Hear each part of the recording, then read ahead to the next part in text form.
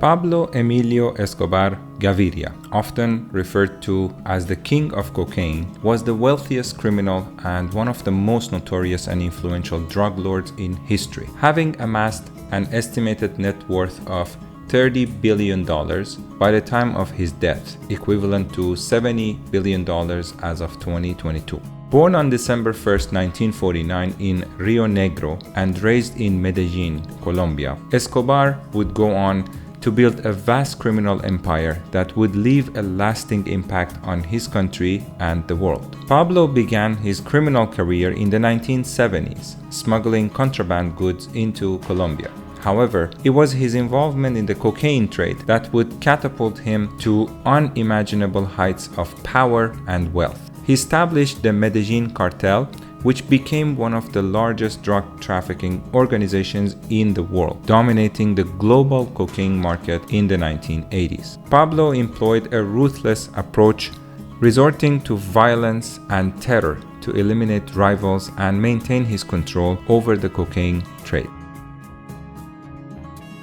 When we visited Medellín, we decided to take a tour about Pablo Escobar, just to get to know the country better and the history of Colombia, because whether you liked him or not, you cannot deny the fact that Pablo Escobar has had a huge influence in Colombia.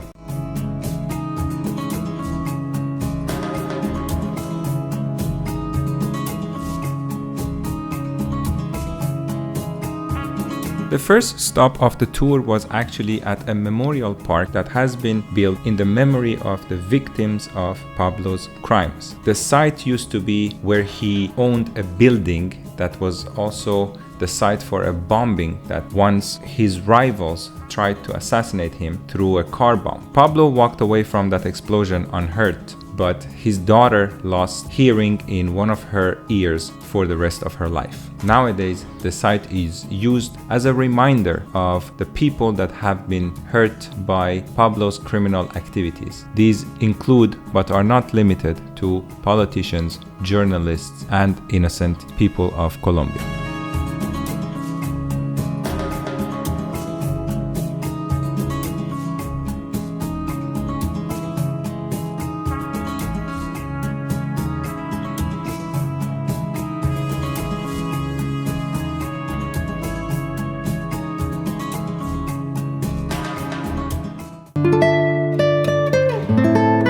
Escobar was able to evade capture for years, but eventually he agreed to surrender. One of the conditions for his surrender was that he built his own jail. The jail was called La Catedral, and this was the second part of our tour. This site was just incredible. The energy was very, very strange, but you could see how much he was confident in himself and his ability that he even negotiated the conditions of his own surrender.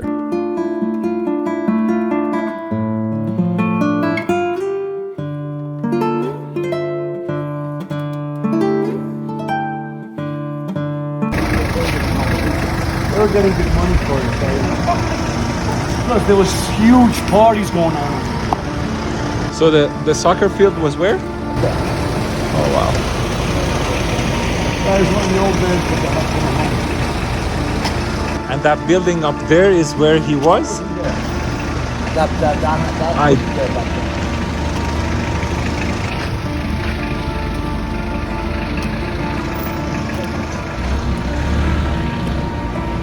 It's amazing, it's been 27 years since he's been dead and he's still making money.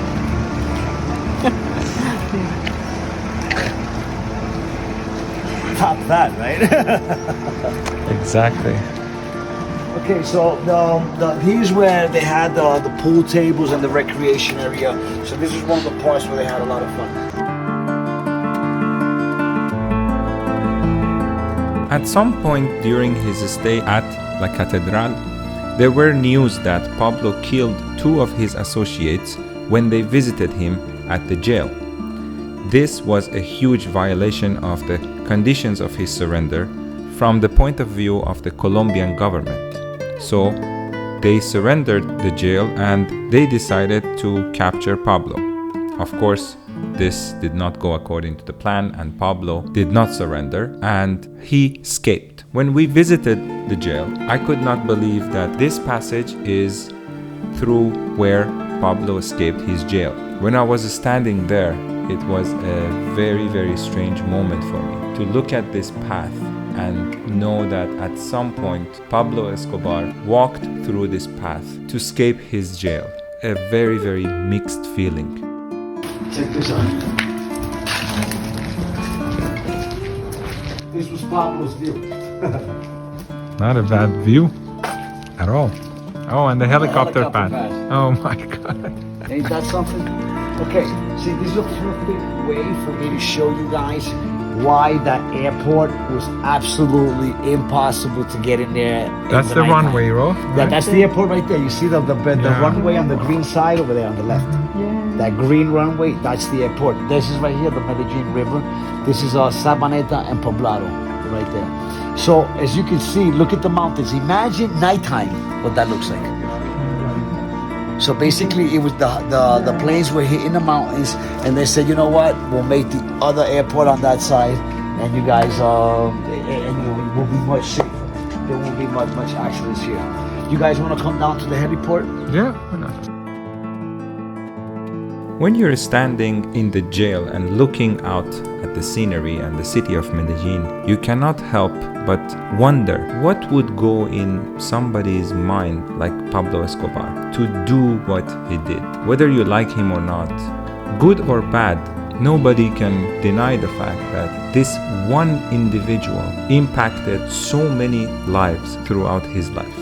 Unfortunately, mostly his influence was a negative influence and was through crimes that he committed and violence. I'm like, I could be in freaking Envigado at Pablo's jail walking around right now, you know? Or, you know, any of these farmhouses or whatever. Literally. I mean, if you're locked down and you're in an area like this, I'm like, oh,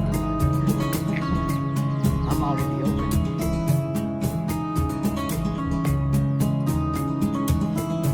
So yeah, guys, this is a perfect place to be able to show you how the fog and everything affects a lot of the planes that were coming in.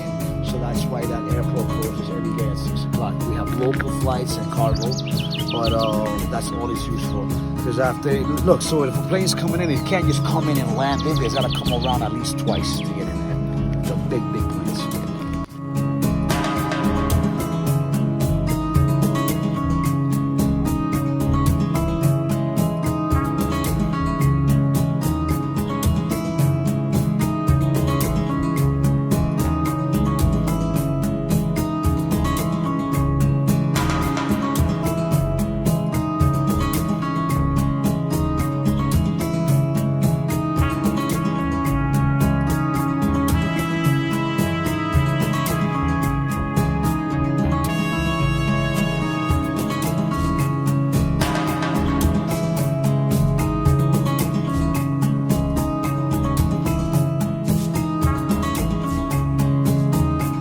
We left La Catedral and we headed to the last house where Escobar had lived. On December 2nd, 1993, after years of evading capture, Pablo was finally located and killed in a rooftop shootout in Medellín. Escobar's death marked the end of an era but did not erase the impact he had on Colombia.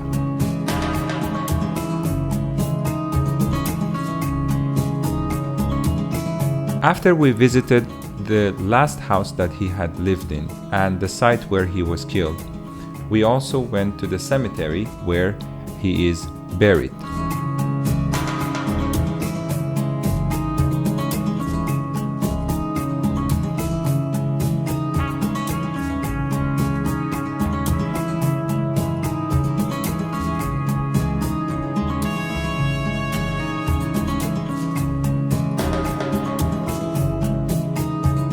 Here we have Pablo Escobar Gaviria, born December 1st, 1949, died December 2nd, 1993.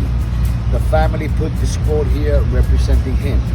It says, "You were a conqueror of impossible dreams. More than a legend, you was a symbol. Few people know the real essence of your life." Thank you. One of his most trusted associates, and basically his right hand, was his cousin Gustavo Gaviria. They started their criminal careers together from the time they were teenagers, and that's why Pablo trusted Gustavo with everything. Now, even after their deaths, they are buried very close to each other at the cemetery. When we started this tour, I had no idea what to expect. At the end, I was very, very happy that we did take this tour. It is very important that we look at the history of every country that we visit. Good or bad, we cannot erase history, but we can learn from the positive aspects of people who have lived before us, and also learn from the negative aspects and the crimes and hardship that one person committed, so that we can avoid making the same mistakes. If you are in Medellín, this tour is highly recommended because it will just give you a completely different perspective about the history of the city.